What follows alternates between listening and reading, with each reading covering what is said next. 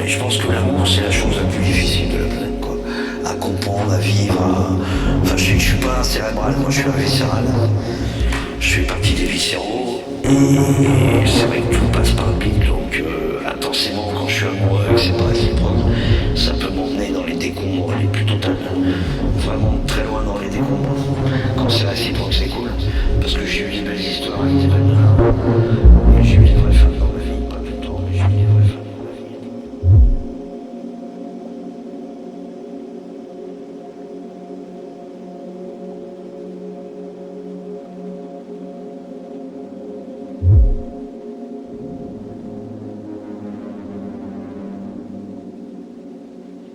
Ouais, je suis Olivier Daléry, né à Rouen le 14 mai 68. Là, je viens d'avoir mes 50 ans le 14 mai 2018. Ça me fait un peu chier d'avoir 50 ans, enfin voilà, parce que les 40 ans, j'étais très très heureux. Je les ai fêtés à Lisbonne avec la personne que je délirais à l'époque, quoi, qui était une vraie femme. Ça m'avait fait du bien, et c'est vrai que 50 ans, là, j'ai mis 2-3 mois de tarot dans ma tête en me disant, ouais, t'arrives à 50 berges, voilà. C'est une autre époque dans ta vie, quoi. Et il faudrait que les années que je vais vivre soient les meilleures possibles, parce que la vie, elle est bonne, et puis il faut la prendre du bon côté, quoi. Donc voilà, et puis mon surnom, c'est Croc. Et un jour, on avait 13-14 ans, on était route de Vichy, et j'ai un pote qui s'appelle Olivier, voilà, qui a été le premier assistant réalisateur d'un cinéaste que j'aime beaucoup, qui s'appelle Philippe Piorey, qui a été le premier assistant réalisateur dans le film L'équipier. Et c'est lui qui m'a appelé Croc, quoi, quand j'avais 14 ans, à cause de la bouffe, quoi. Et puis c'est resté comme ça. C'est vrai que je signe mes toiles et mes films, Croc.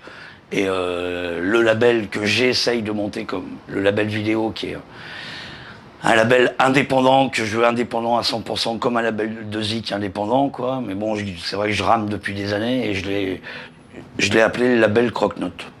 Donc voilà, Croc, il n'y a rien de péjoratif là-dedans. J'ai toujours bien supporté ce prénom. Parce que voilà, quoi, c'est vrai que j'ai eu la chance de me barrer 15 ans, comme j'ai dit tout à l'heure. Et c'est cool parce que Rouen, c'est un très bon bled, il y a des très bons gens, il y a une campagne phénoménale.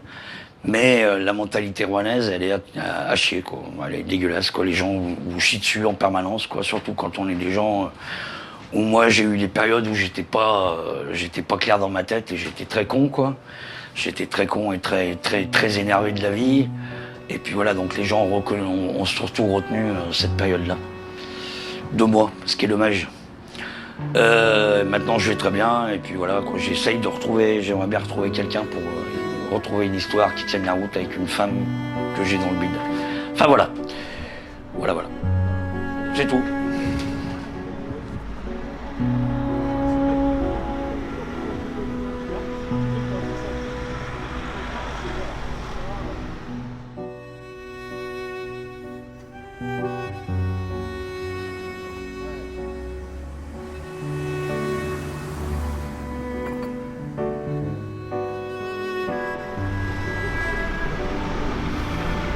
Un moment.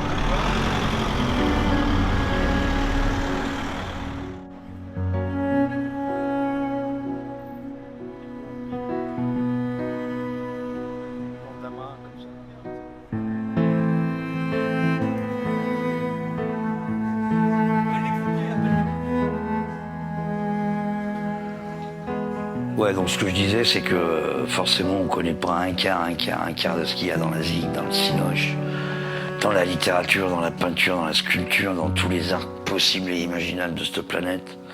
On connaîtra jamais un quart, il nous faudrait 25 générations pour connaître beaucoup de choses. Ça, c'est tellement vaste, et il y a tellement de choses très bonnes, voilà. Ce que je disais, c'est vrai que j'en ai ras-le-bol du ketchup, là, 90% de ketchup. Ça soit dans tout, ça soit pareil dans la littérature, la cinoche, dans ce qu'on fait nous, dans les arts, dans le cinoche, dans la zik, machin. Il y a énormément tellement de bonnes choses, tellement de bons trucs. Voilà, tant mieux, quoi. Mais c'est vrai que c'est une minorité, comme nous, on est une minorité sur cette planète à vivre complètement décalée. Et voilà, et puis d'essayer de penser le mieux possible de ce qu'on peut penser, quoi, en fait. Voilà, donc ça, c'est les vendanges, je les avais fait, c'était quand je rentrais de Londres en 98, j'ai fait cette toile. Et après, j'ai eu un projet lithographie qui n'a jamais abouti non plus. C'était parce qu'une plaque de litho, la gravure à 150, elle est cassée. On n'a pas le droit de faire plus de 150 lithographies. Et en fait, elle est destinée dans tous les caveaux de France et de Navarre. Et puis voilà. Et ça n'a jamais abouti. C'est dommage parce que c'est une belle toile. Moi, je l'aime beaucoup. Voilà, putain. Elle a pris un pet là et là. Enfin, ça, je le reprendrai. Voilà. Mais c'est une très belle toile.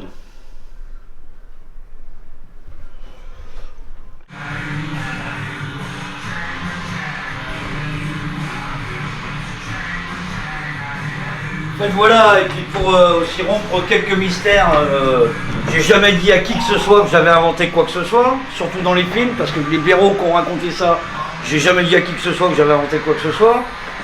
Et de l'autre côté, je suis un marteau des dadaïstes, quoi. Les dadaïstes, c'est un mouvement qui est né dans les années 30 en Allemagne, c'est des anticonformistes et surtout des antifascistes. Et je peux pas comprendre qu'au XXIe siècle, il y a des gens qui sont encore fachos. C'est inadmissible. Voilà. Trentaine d'années, j'ai quand même tourné un peu partout en France, un peu en Europe. J'ai fait une grosse expo à Lisbonne où j'ai fait mes 20 ans de rétrospective à l'Institut franco-portugais en 2009. Et voilà, j'ai pas poursuivi dans ce créneau parce que je suis pas, moi je fais pas de la soupe et je suis pas en ketchup. Donc je fais ça par passion et les films c'est pareil et voilà. Et si un jour je fais du collage sur l'or, et ben ça sera tant mieux. Parce que F comme Fairbank, j'aimerais bien qu'il existe un jour. Ouais, c'est Red White, il est facile. Reach deep into the hole, heal your shrinking soul, but there won't be a single thing that you can do. He's a god, he's a man, he's a ghost, he's a album. They're whispering his name through this disappearing land, but hidden in his coat is a red right hand.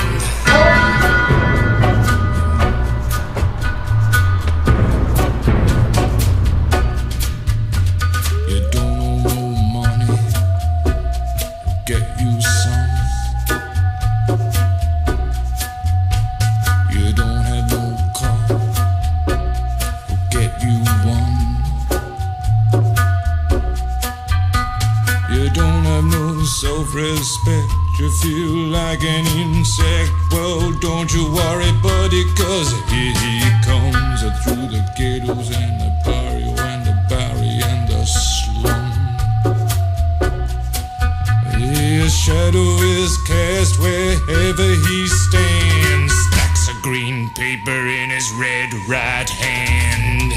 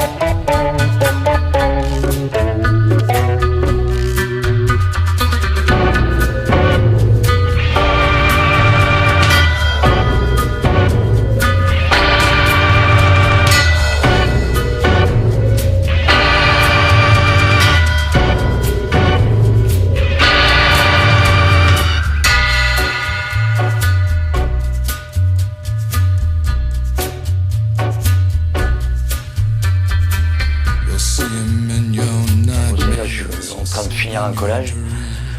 Voilà, parce que pour moi le collage, les dadaïstes, c'est des anticonformistes, c'est des antifascistes, donc ça me correspond tout à fait à ce que je vis, à ce qui je suis. Parce que voilà, je suis tout sauf dans la normalité, je sais pas ce que ça veut dire la normalité, quoi, dans cette époque de dingo là qui est de plus en plus barrée, où les gens pètent les plombs de plus en plus, et c'est bien emmerdant parce que c'est dommage. Après moi chez Kerwan j'ai une réputation de connard, mais ceux qui me connaissent bien ils savent où j'en suis. Parce que l'arwanose et l'arwanomatose ou le babolage, enfin moi j'ai eu la chance de partir à Paris très jeune et je suis resté 13 ans à Paris. Après j'ai vécu à Londres. Donc voilà, mais après, faut bien comprendre que moi cette époque elle me plaît pas trop, dans le sens où ça pète trop les plombs et puis hiérarchiquement parlant les gens se supportent plus, les gens arrivent plus à se supporter, c'est des prises de tête et des embrouilles pour tout n'importe quoi.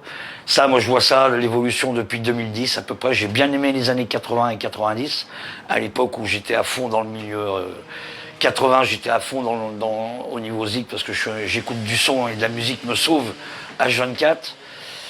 Dans les années 80, j'écoutais de la new wave et de la cold wave. J'étais un peu sectaire à l'époque, mais après je me suis très ouvert à l'époque des années et Zappa quoi.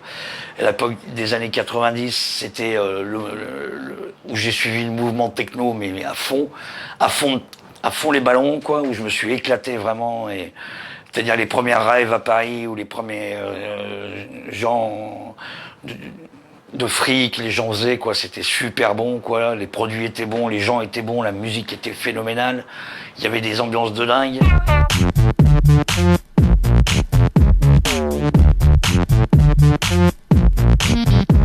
Et après j'en ai fait en Angleterre, je suis parti à Londres pour ça quoi.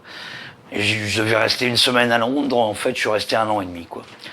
Et là-bas, j'étais avec une Ivoirienne qui était excellente et on s'est séparés à cause de son frère, malheureusement, quoi. Un connard de plus dans ma vie qui m'a fait des embrouilles. Enfin, voilà. Ouais, attends 2 secondes. Parce que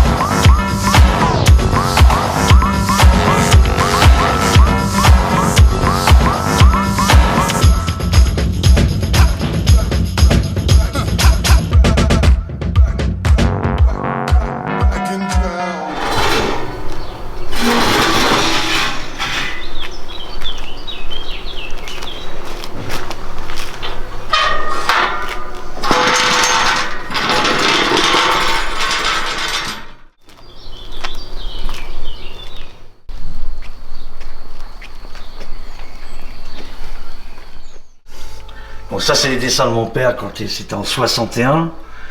Donc après quand j'ai eu 10-12 ans, quand j'ai découvert ça, j'ai été transcendé et émerveillé tout de suite le premier. Parce qu'il a fait beaucoup de séries sur les femmes du nord de l'Asie. Et voilà, sur les lapons, entre autres. Alors où on allait quand on était gamin, on allait chez, comment elle s'appelait, elle était au Maillet de Montagne. Là. Ah oui. C'était un personnage. J'ai une pied noire. Elle était complètement marbrée, cette bonne femme. Elle cuisinait très bien aussi. On y allait avec les Georges.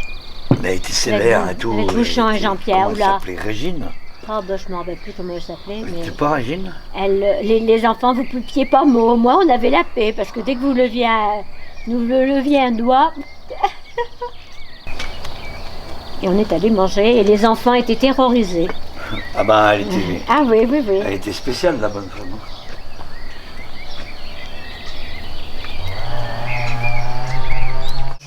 Mais je pense que j'ai eu un burn-out à 2 ans. À 2 ans, j'ai dû avoir un burn-out. Bah, à 2 ans, tu étais bien mignon pourtant. Ouais, j'étais bien mignon, mais j'ai dû faire un burn-out quand même. Tu étais d'une vivacité d'esprit extraordinaire. C'est pour ça qu'on avait fondé des projets pour toi. C'est ce qui a après un peu déçu ton père quand même. Bah oui. Alors que lui qui était très artiste, qui aimait beaucoup les arts et la peinture et tout. Mais bon, je pense qu'il avait espéré autre chose pour toi. J'en ai déjà bu un ce matin, faut pas que j'en boive trop. Non mais c'est vrai. Faut pas que j'en boive trop. Mercredi prochain, je suis pas là. Et j'y en ai sûrement 2-3 jours. Bah, écoute, t'as les clés. Tu me mettras un peu de bouffe. Ah bah. Pas beaucoup. Moi j'aurais rien moi à cette époque. Ouais, mais au moins je suis Moi, j'ai là. plus rien non plus. Non, hein. mais je sais bien. Non, Ça mais veut autant pas dire grand-chose. que nous, on nous. Tu me mets pas grand chose, tu me mets comme d'habitude. On nous. J'aime autant dire qu'entre 2 ou 3 ans après le départ de ton père et maintenant, ben, disons, c'est plus le même niveau de vie. Hein. Ah bah oui. Tu me diras, t'as qu'à vendre la maison et aller ailleurs, non? Non. C'est ta maison et tu resteras là toute ta vie. Ah bah ça, il faut pas augurer, on sait rien. On ne sait pas comment tout Bah ça. pourquoi? La vie, elle est quelquefois bizarre. C'est les flics qui arrivent, non? Non, c'est une feuille de dépannage. Elle est peut-être pas gênée, elle, hein? Eh oh, ma cocotte. Bah, écoute. Elle pourrait au moins s'approcher du trottoir. Donc là, j'ai aussi un projet d'un film parce que c'est par rapport au projet du label. Le label, c'est de faire des films sur les plasticiens, sur les artistes, sur des créateurs, sur les gens et sur les musiciens, mais pas spécialement faire des clips. Si après, là, j'en parle pas, mais voilà. Mais pour faire des clips, ça peut être toujours intéressant, sauf que là, il faudrait que je me réveille parce que ça fait un moment que je fais plus grand chose, quoi, voilà. I can see you in the morning when you go to school. Don't forget your books, you know you've got to learn the golden rule. The teacher tells you stop your playing, get on with your work. And be like Johnny Too Good, don't you know he never shirks. He's coming along.